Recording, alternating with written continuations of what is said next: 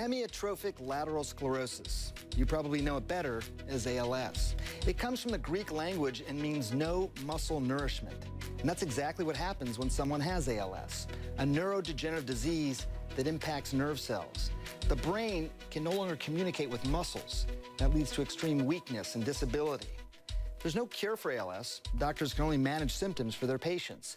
But for a very small group of patients, there has been some improvement. And that's practically unheard of in ALS. So what is it about these patients that made them get a little bit better? And most importantly, what can we learn from them?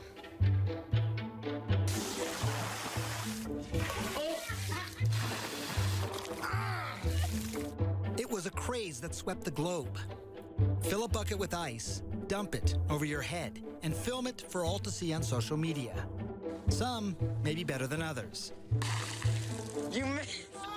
It was the ALS Ice Bucket Challenge. The goal? To raise money for research on ALS, a devastating, debilitating disease with no cure. April McDuff did the Ice Bucket Challenge next to her husband, Mike. 1, 2, 3! For them, it was personal. You move it towards you a little bit more. Mike was diagnosed with ALS back in October 2012. About 2010, I started to get symptoms.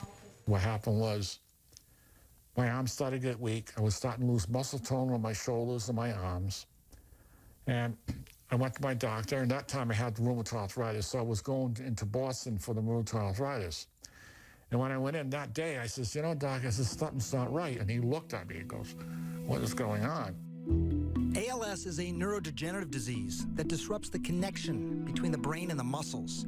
It leads to weakness in the arms and legs, and often the mouth, causing issues with speech and swallowing. Dr. Richard Bedlack runs the ALS clinic at Duke University in Durham, North Carolina. He has devoted his life to this disease, one that has remained a mystery to doctors and scientists for decades. And it was actually during my neurology residency that I saw my first patient with ALS. And of all the things I had seen up until that point, I thought it was the most amazing and most terrible of all the diseases. It's literally like an explosion went off in a nervous system. Plus, there was so little known about it back then in the late 90s. And most amazing of all, Duke really didn't have much to offer for it. Dr. Bedlack opened this multidisciplinary clinic in 2001. His goal is to give patients more options, even put a smile on their faces despite the circumstances. That's where the fun outfits come in. And so the clothes can be a great icebreaker. You know, the first thing we could do is laugh about, you know, a purple jacket with butterflies on it that I have on that day. And it often is the first thing that people want to know is, what has he got on today? You know, can I get a selfie with him for Facebook? You know, that kind of stuff. So it works.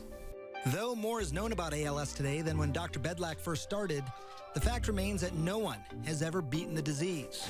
But he thinks maybe there's a chance to at least get better. My life is a lot like the life of Fox Mulder was on the X-Files. You know, people are constantly sending me weird stuff, like they hear about on the internet. Somebody in a chat room said his wife got exposed to something and suddenly she could walk again and she hadn't walked for 10 years. Or somebody saw a news clip in the case of Mike McDuff. Everything's set. Mike McDuff, the guy in the Ice Bucket Challenge video, saw his health declining. He could barely speak. He couldn't swallow, eating through a feeding tube. He called his adult children back home to say goodbye. He and his wife even picked out a plot at the local cemetery.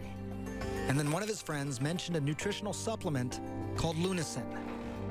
And she told me about it. And I had nothing else to lose, you know, and she's been a good friend, you know. And so I said, I'll try it. It took time, and I was very patient, you know. But one thing I noticed, when my wife was giving me the shakes, I noticed in the first month, I couldn't put my finger on it. I felt a little better. I felt a little more energy. End of December, we had a company over. My wife was making a nice pot roast dinner. And I says, you know, hon, I says, can you just give me a little bit of mashed potatoes and gravy? I'll see what I can do. And she says, you sure? I says, yeah, I want to see what I can do. So I was able to get it down. I started to cry because I know something was working. Mike's case is exactly the kind of rare exception to the usual rules of ALS that Dr. Bedlak is looking for.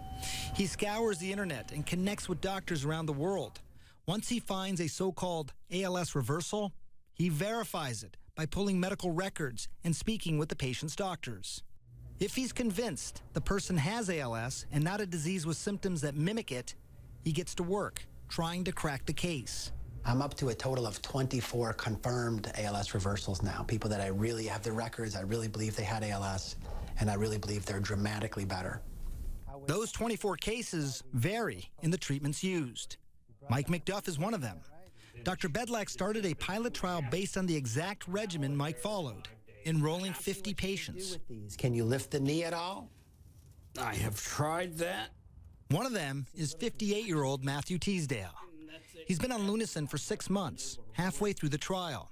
It's too early to know for sure the long-term impact here, but Matt has already seen improvements. All right, let's see your calves jump up, Matt. Can you lift your knee? Okay, wow. In this video, you can see Matt moving his legs. A shocking development. The legs died, I say, in January, 8 months ago, 9 months ago, where I could stare at my legs and nothing would happen. Well, I started to be able to push with 2 feet, and one hadn't moved in 6 months. So I said, we're on to something here. Yeah, I mean, I think it's exciting. I think it's still too early to tell what it means yet. As we've talked about before, sometimes people with ALS do just spontaneously get a little better for a short period of time. Right. But hopefully this is the start of something much bigger. For patients like Matt Teasdale and Mike McDuff, it's all about quality of life. Mike knows it isn't a cure for ALS, that Lunasin won't work for everyone, but maybe there's something we can learn from his case that could help even one more person. He's experienced the worst of ALS, so no one knows better than him just how important that could be. I'm here. I'm alive. I got a better quality of life. My heart goes off to these poor ALS patients, people that can't do nothing. They can't talk. They can't swallow. They're so weak. I know there's a cure out there, but we have to be very patient. Like I've been very patient. I was one of the fortunate ones that it really helped me. And I hope I can help other people too. Disease reversals, while rare, can occur under the right circumstances. For one family in the UK, that meant saving their father from diabetes and an amputation.